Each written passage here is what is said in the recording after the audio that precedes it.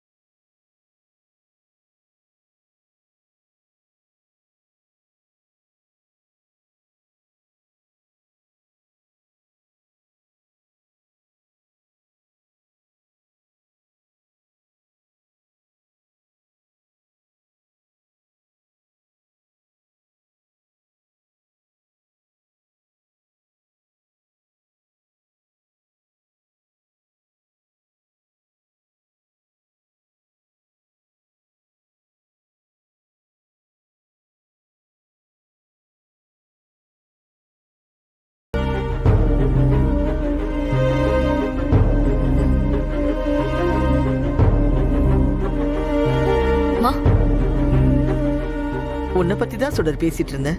என்ன பத்தியா?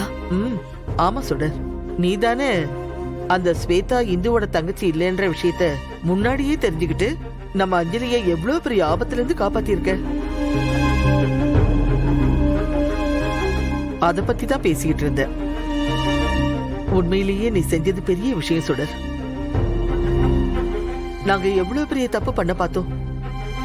இந்துவோட குடும்பத்துக்கு சேர வேண்டிய ப்ராப்பர்ட்டிய அந்த ஃப்ராட் ஸ்வேதா பேர்ல எழுதி இருந்தா இந்நேரம் மொத்தத்தையும் சுருட்டிக்கிட்டு அவங்க இருந்து ஓடி போயிருப்பா.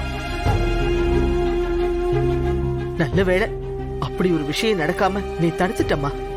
ஒருவேளை அப்படி நடந்திருந்தா நம்ம இந்துவோட ஆசையை நிறைவேற்றாம போயிட்டமேங்கிற கில்ட்டினஸ் கடைசி வரைக்கும் எங்களுக்கு இருந்திருக்கும்.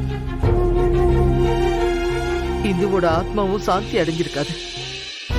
நீங்க சொல்றது சரிதாம்மா.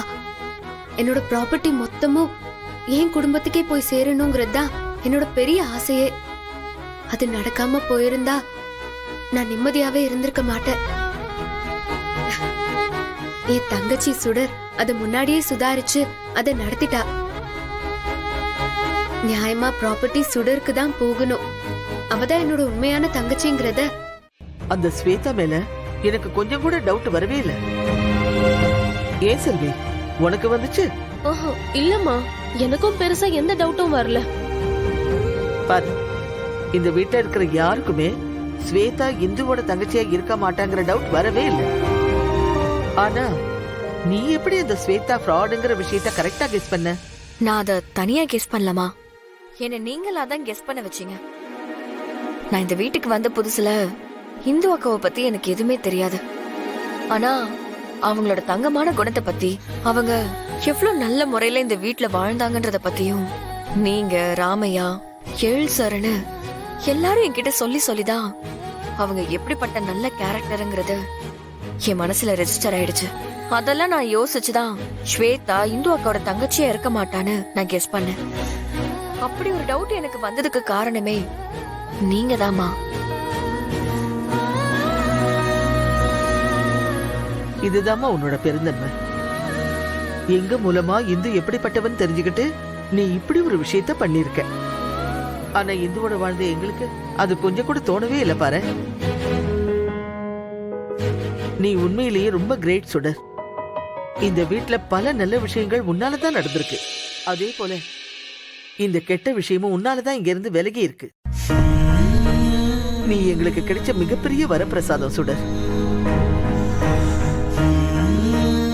அம்மா, இதெல்லாம் ரொம்ப பெரிய வார்த்தை. நான் இந்த வீட்டுக்கு வந்து உங்க குடும்பத்துல ஒருத்தையா மாறினதெல்லாம் என்னோட பாக்கியம்தான். நான் தான் அதுக்கு ரொம்ப புண்ணியம் பண்ணிருக்கணும். அம்மா, நீங்க சுடரையும் சுடர் உங்களையும் புரிஞ்சு வச்சிருக்கிறத பாக்கும்போது எனக்கு ரொம்ப சந்தோஷமா இருக்கு.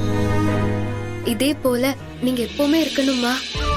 சுடர் இந்துவை புரிஞ்சு வச்சிருக்கிற அளவு கூட அவளை புரிஞ்சுக்கலையேன்னு எனக்கு ரொம்ப கில்ட்டியா இருக்கு ராமையா.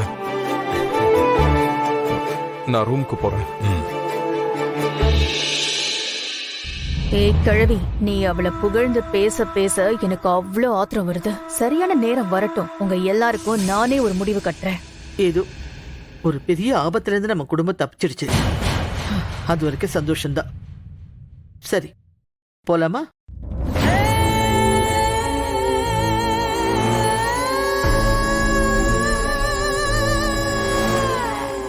அங்க பாருடா, அந்த பாப்பாவை கலாய்ச்சதுக்கு இந்த பாப்பா வந்து கொஸ்டின் கேக்குது. ஏய், நாங்களாம் +2 ஸ்டூடெண்ட்ஸ், நீ 8th ஸ்டூடெண்ட்ஸ். எங்கள்கிட்ட வந்து இப்படி கேள்வி கேட்கறதே தப்பு. ஒழுங்கா போயிடு. அதேதான் நானும் சொல்றேன். ஒரு 8th ஸ்டூடெண்ட்ட +2 படிக்கிற நீங்களா டீஸ் பண்றது தப்பு இல்ல.